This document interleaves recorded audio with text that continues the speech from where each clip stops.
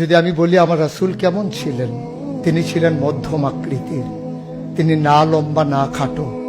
তিনি কখনো বা যখন হাজারো মানুষের সামনে দাঁড়াতেন, বিদায় হজের সময়ে 1,40,000 সাহাবা যখন ময়দানে, তিনি যখন আস্তে করে উঠে দাঁড়ালেন, ওনার চাইতে অনেক লম্বা লম্বা মানুষ থাকার পরেও অবাক বিশ্বে সবাই তাকিয়ে দেখলো সবার উপর দিয়ে যে মানুষটির মাথা মুবারক দেখা যায়, তিনি নবী মুহাম্মদুর রাসূলুল্লাহ সাল্লাল্লাহু আলাইহি ওয়াসাল্লাম। তিনি মধ্যম আকৃতির হওয়ার পরে সবার উপরে তার শির, সবার উপরে তার মাথা।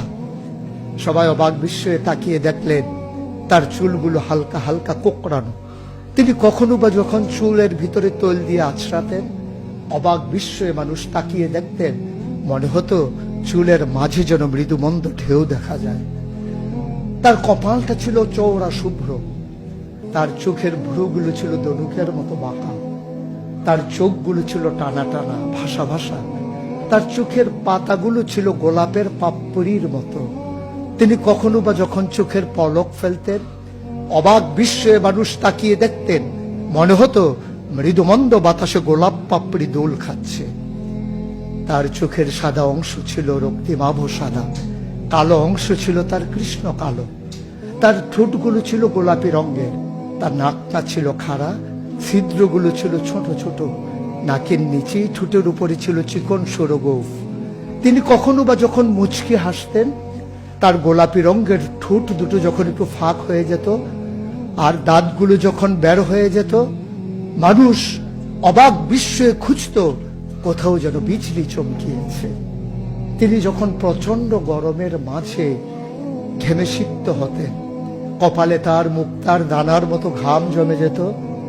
তিনি যখন দৌড়ে দৌড়ে তার বিবিদের ঘরে যেতেন, আমাদের মায়েদের ঘরে, আল্লাহ রাসূল সাল্লাল্লাহু আলাইহি সাল্লাম ঘরে ঢোকার পরে মায়েরা দেখতেন কপালের মাঝে মুক্তার দানার মতো বিন্দু বিন্দু ঘাম জমে আছে। মায়েরা বলতেন, গুস্তাখি মাফ কর দিজিয়ে, বেয়াদবি মাফ করবেন, আপনি চুপটি করে একটু বসুন।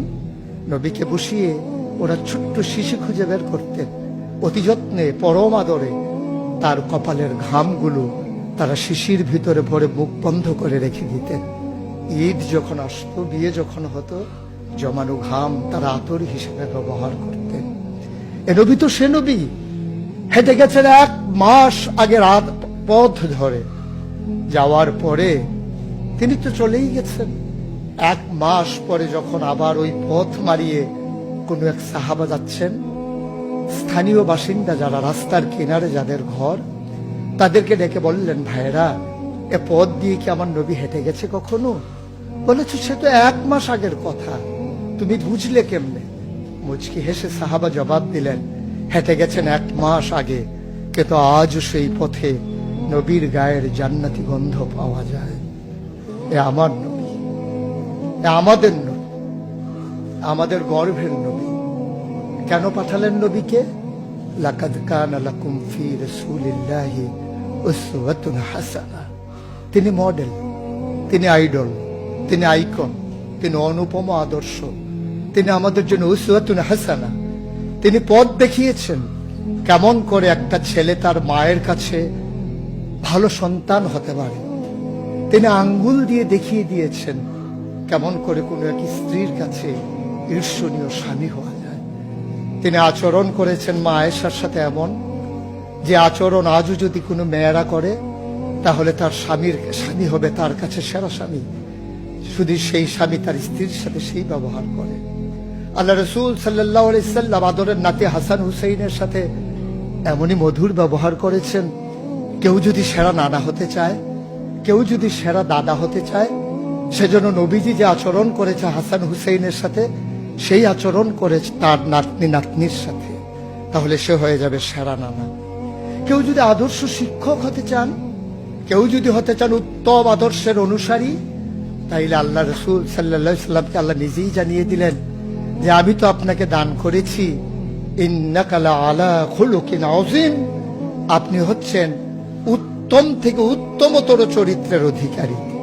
চরিত্র হচ্ছে 3 রকম, খুলুকুল হাসান, খুলুকুল করিম, খুলুকুল আযীম। খুলুকুল হাসান মানে হচ্ছে আপনাকে একজন গালি দিয়েছে, আপনি হুবহু সেই গালিটা দিয়েছেন। আপনাকে বলেছে তুমি বদ, আপনি বলেছেন আমি না তুমি বদ। এটা হচ্ছে হাসান। আপনাকে বলেছে তুমি সাংঘাতিক খারাপ, আপনি চুপ মেরে হেঁটে চলে গেছেন মাথা নিচু করে, আপনি হচ্ছেন খুলুকুল কারিম। আর আপনাকে বলা হলো তুমি খুব খারাপ মানুষ, আপনি চুপ করে তো চলে গেলেনি, মসজিদে গিয়ে আপনি হাত উঠিয়ে দোয়া করছেন মাওলা। সে হয়তো বুঝিনি, সে যদি বুঝতো আমাকে হয়তো বলতো না, তার জন্য উল্টা আপনি দোয়া করে দেবেন। এটাকে বলে খুলুকুল আযীম, যেটা ইন্নাকা লা আলা খুলুকিন আযীম। আল্লাহ বলছেন ও নবী, আমি হলাম সর্বোত্তম মর্যাদার অধিকারী, আর আপনি হচ্ছেন সর্বোত্তম চরিত্রের অধিকারী। সুতরাং যার কোনো তুলনা হয় না, তুলনা মেলা ভার, জুড়ি মেলা ভার।